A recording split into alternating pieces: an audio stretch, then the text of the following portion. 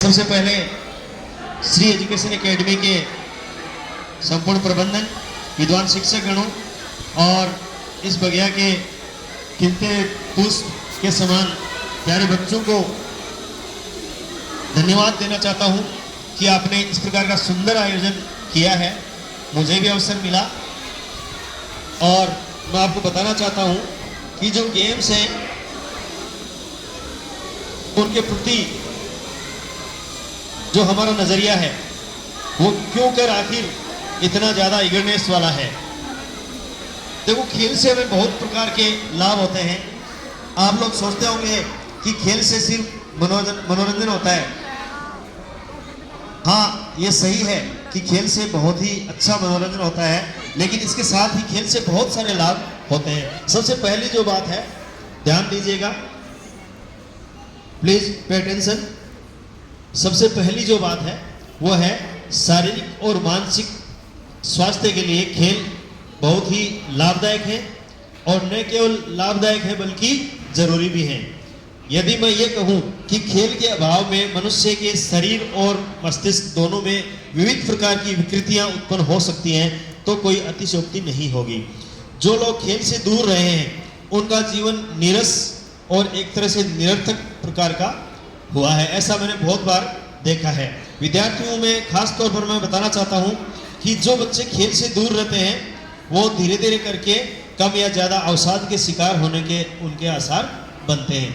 इसलिए प्यारे बच्चों, मेरा सबसे पहला संदेश आपसे है कि भले ही हमें खेल से कुछ भी नहीं मिल रहा हो, लेकिन ये तय मानो कि आप खेल को जीवन में अपना के और खुद को शारीरिक और मानसिक रूप से तंदुरुस्त रख सकते हो और अवसाद तथा चिंता वाले जीवन से खुद को बचा सकते हो।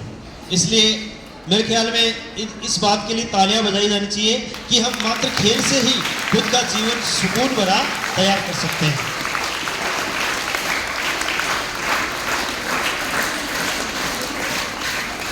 खेलने से हमारे शारीरिक व्यायाम होती है, ऐसा तो सुना आपने। और व्यायाम जो है, शारीरिक व्यायाम है, वो एक स्वस्थ पुष्ट शरीर के लिए अति आवश्यक है। पहलवानों को आपने देखा है, खिलाड़ियों को आपने देखा है, वो सब उनका जो शरीर होता है वो बहुत ही चुस्त दुरुस्त और पुष्ट प्रकार का होता है। उसका कारण वो जो खेल खेल रहे हैं वो होता है। इसके अलावा जो हम ये बात कर रहे हैं शारीरिक रूप से हमारी व्यायाम खेल से हुई है, मैं आपको बताना चाहता हूँ कि मानसिक रूप से एक बहुत ही बेहतरीन व्यायाम खेल के द्वारा होती है। आप जब कबड्डी खेल रहे हैं तो आपका शरीर काम कर रहा है। अब आप ये सोचो कि आपका मस्तिष्क उस समय क्या सोया हुआ है? बच्चों, आप बताओ, शरीर आपका काम कर रहा है, इसका मतलब शरीर का व्यायाम हो रहा है, लेकिन मस्तिष्क क्या कर रहा है उस समय? आपके मन में क्या विचार, क्या भाव उत्पन्न हो रहे हैं? आपके मस्तिष्क में क्या जो विचारों का प्रवाह चल रहा है? आपको में से कोई बताएगा? 10वीं कक्षा का विद्यार्थी बताए, आप कबड्डी खेल रहे हो, आप उस टीम के खिलाड़ी हो रहे हैं और आप शारीरिक रूप से आपका व्यायाम हो रहा है, मानसिक रूप से आपके क्या मनोभाव हैं? कोई 10वीं कक्षा का विद्यार्थी बताए।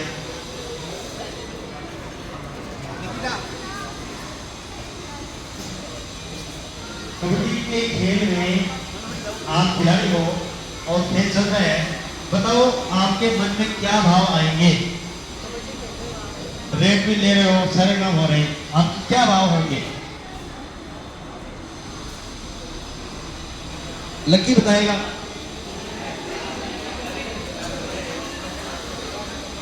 मीनू बताएगी। मीनू बताएगी। टीम वर्क बता दे यार। वेरी गुड, बहुत बढ़िया।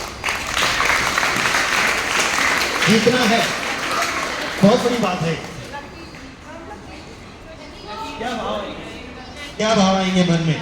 आप कबड्डी खेल रहे हो, खुद खेल रहे हो, सामने आज दूसरी टीम है, उसमें आपके मन और मस्तिष्क में क्या भाव आएंगे?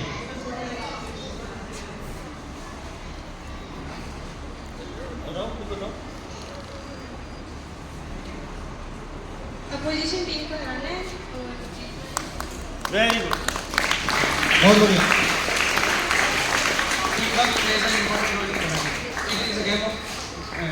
Fans and players. Very good, बहुत बढ़िया। Very good. सबसे बड़ी बात है जो मैच जीतना है, सामने वाली टीम को हराना है, और उसके साथ ही आपके माइंड में ये भी गेम शुरू हो जाता है कि हम कैसे उसको हराएं, किसको रेड लेके भेजा जाए, किस तरह से जो है अपोजिशन खिलाड़ी जो रेडर आता है उसको वहीं का वहीं रख लिया जाए। ये सारे विचार आपके मन मस्तिष्क में चलते रहेंगे। इसका मतलब शरीर के साथ आपका मन मस्तिष्क है वो भी एक्टिव रहेगा। ऐसे ही जब आप क्रिकेट खेल रहे हो तो वो कप्तान तो पूरा दिमाग लगाता ही है, बॉलर भी लगाता है इस बैट्समैन को किस तरह की गेंद डाल के और मैं इसको आउट करके भेज दूँ पहले।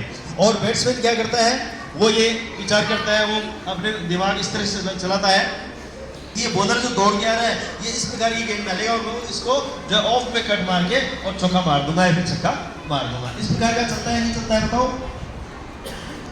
चलता है ना।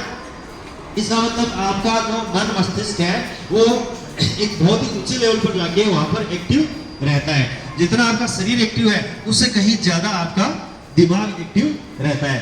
इट मीन हम कह सकते हैं कि आप यदि गेम खेल रहे हो तो आपका शारीरिक के साथ ही मानसिक व्यायाम भी होता है, और शारीरिक और मानसिक मजबूती और तंदुरुस्ती के लिए गेम्स अति आवश्यक है। इसका ये रिजल्ट है। और इससे भी आगे बढ़ के मैं आपको बताना चाहता हूँ कि आप लोग जैसे कुछ बच्चे अभी 10वीं कक्षा की परीक्षा दे रहे हैं, कुछ 9th 8th और 10th की बोर्ड एग्जाम्स हैं, कुछ 12th की तैयारी कर रहे हैं, कोई नीट और जी IIT मेन इनकी तैयारी कर रहे हैं। ये सारे बच्चे क्या चाहते हैं कि हम दूसरे बच्चों से आगे निकलें। 10वीं वालों में भी कंपटीशन है, इनके इतना ही नहीं है कि हमारे 95% आए, बल्कि इनके ये भी है कि क्लास में मैं टॉप करूं। ऐसा है कि नहीं है? बताओ 10वीं कक्षा के विद्यार्थियों बताओ, ऐसा है ना कि मैं टॉप करूं क्लास में? ऐसे ही जो है नीट के विद्यार्थी हैं उनको भी डॉक्टर बनने के लिए बाकी सारे विद्यार्थियों से आगे आना होता है। मीन्स एक कंपटीशन की भावना वहां पर होती है। जी मेन और आपका जो एडवांस है उनमें भी यही भावना होती है।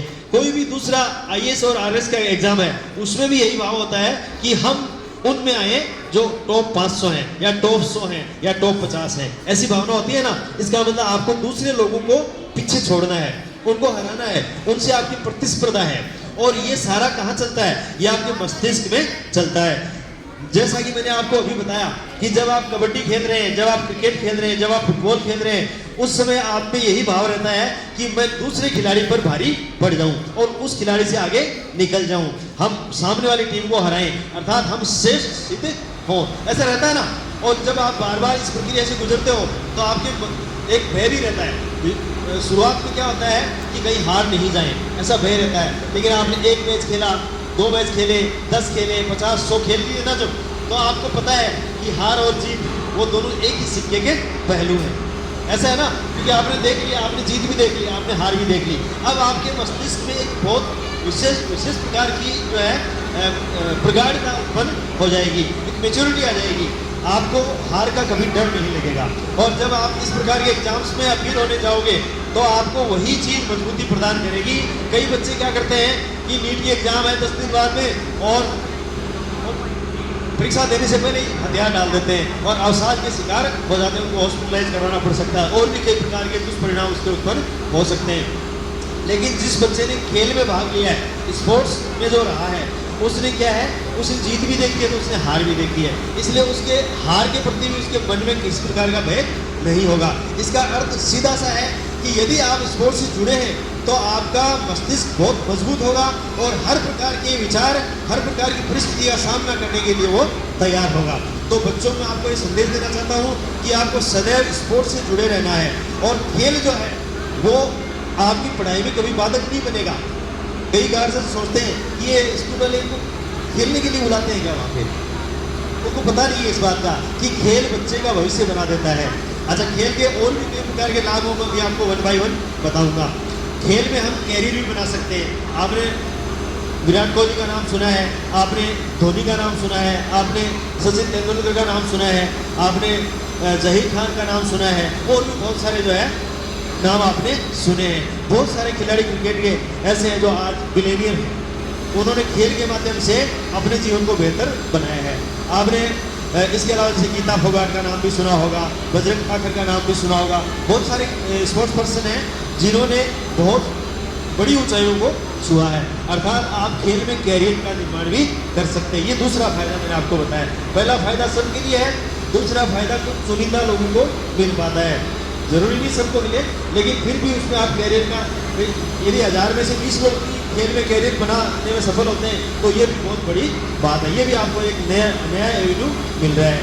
तीसरी जो बात है वो है भाईचारा और सौहार्द। खेल जो है वो भाईचारा और सौहार्द का बहुत बड़ा माध्यम है। जब आप खेल खेल रहे होते हो तो थोड़ी देर के लिए आपके मन में जो विपक्षी टीम है उसके प्रति दुष्विचार आते हैं। दुष्विचार कौन से? दुष्विचार ऐसे नहीं कि ये इनका कोई बुरा हो जाए, बल्कि आते हैं कि भाई हम इन पे भारी पड़ जाएं।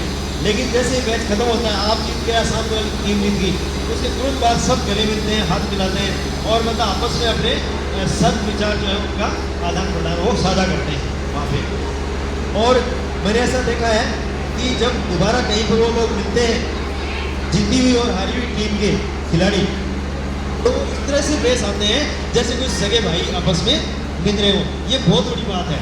ये भाईचारा और बंधुत्व को बढ़ावा देने के लिए एक बहुत ही अहम कड़ी के रूप में खेल का एक योगदान है। इसमें साथ खेले हुए खिलाड़ी जब आप कहीं 10 साल बाद भी मिलोगे तो आपका एक वार्म जो वेलकम रहेगा वो देखने लायक रहेगा। तो बच्चों, आप खेल के माध्यम से भाईचारा और सौहार्द को बढ़ा सकते हो। वहाँ पे जब आप खेल रहे होते हो तो किसी के मन में जाति पाति धर्म के आधार पर किसी प्रकार का भेदभाव नहीं रहता है। तो मैं आपको कह रहा हूँ कि तीसरा जो लाभ है वो उठाने के लिए आप खेल से जुड़े रहिए। इसके अलावा भी मैं आपको कुछ चीज़ें बताता हूँ। ये तो हम लोकल लेवल की बात कर रहे हैं। अंतर्राष्ट्रीय स्तर पर भी जो है गेम स्ट्रेटजी होती है, स्पोर्ट्स एक तरह से उसको बोलते हैं रिलेशनशिप होती है। जैसे भारत और पाकिस्तान के बीच में क्रिकेट को बहुत बार एक स्ट्रेटजिक पॉइंट के रूप में रखा गया है। आप लोगों ने सुना होगा, 10वीं वालों ने तो सुना होगा कम से कम। भारत और पाकिस्तान के बीच में जब रिलेशन खराब हुए हैं तो कई बार जो है क्रिकेट पॉलिसी को बीच में लाके और रिलेशन को बढ़िया बनाने का प्रयास किया गया है। इसके अलावा जो 5वीं बात मैं आपको बताना चाह रहा हूँ वो है आप अपने जो मन की जो भावना है। जैसे कई लोगों में क्या होता है कि हर जगह पे होता है कि मैं श्रेष्ठ सिद्ध हो जाऊँ, उनके मन में ये भाव होता है।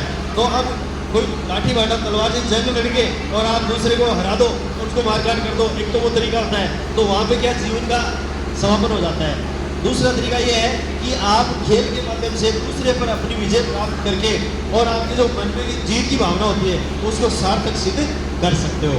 अर्थात आप जो है एक तरह से मानसिक संतुष्टि उससे प्राप्त कर सकते हो। ऐसा कई बार होता है। तो ये जो अंतर्राष्ट्रीय संबंध है दूसरे देशों के साथ, उनमें भी इस पॉलिसी का प्रयोग किया जाता है कि भाई युद्ध लड़ने की बजाय और मैच करवा दो, कबड्डी का मैच करवा दो और उसमें रख दो कि जो जीत जाएगी टीम उसकी शर्तें मान्य होंगी। इस तरह के जो है पहले राजा महाराजा भी करवाते थे, ऐसे मल्ल युद्ध भी करवाते थे और ये जो अखाड़े में होता है ना वो चीज़ें काम में लेते थे और उसके माध्यम से जो है वो कई प्रकार के जो आपस के निर्णय हैं उनको कर डालते थे और उससे कोई खुदरावा भी नहीं होता था और जनता के लिए भी वो हितकर होता था। तो इस प्रकार की जो है सारी चीज़ें आप स्पोर्ट्स से प्राप्त कर सकते हो।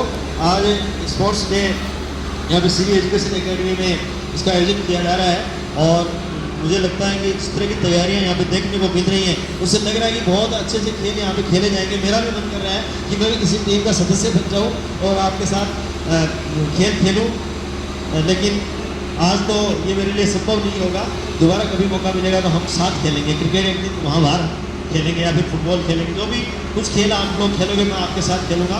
आप बहुत ही एक सौहार्दपूर्ण वातावरण में और खेल की भावना से, यहाँ पे खेल की भावना का अर्थ ये है कि खेल के जो नियम है वो सबके लिए समान है और उन नियमों का पालन प्रत्येक खिलाड़ी को पूरी सजगता से उनका करना है और अपने हृदय की गहराई से उसका सम्मान करना है। ये खेल भावना होती है।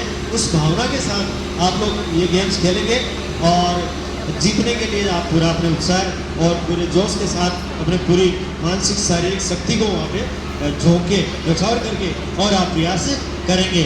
और उम्मीद करता हूँ कि जो बेहतरीन खिलाड़ी हैं वो जरूर मैच जीतेंगे और उनका तो उनके लिए तो बहुत सारे इनाम हो सकता है इधर से रखे गए होंगे ही।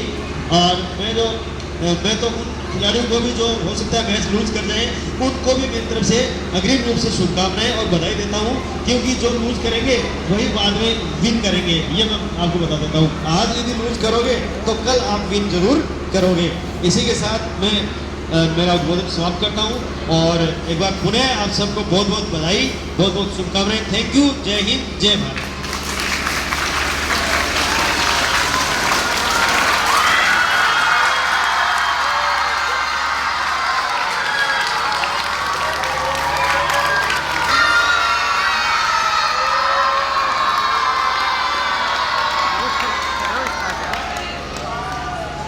Thank you so much sir. सर्वे हमें स्पोर्ट्स के टाइम है, एक बार उनके लिए जोरदार तालियां हो जाए।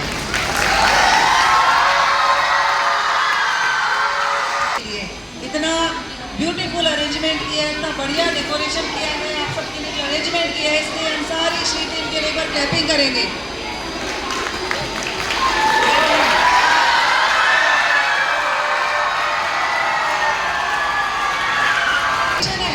नॉइज करने की हमेशा मना करते हैं ना, आजकल मना नहीं है, आपको फुल परमिशन है। आप खुल के शूटिंग करेंगे, अपने टीम के लिए, अपने क्लासमेट्स के लिए, अपने फ्रेंड्स के लिए चीयर अप करेंगे। डेफिनेटली हमें बहुत मजा आने वाला है और साथ ही साथ बहुत सारे प्राइजेस हैं विनर्स के लिए।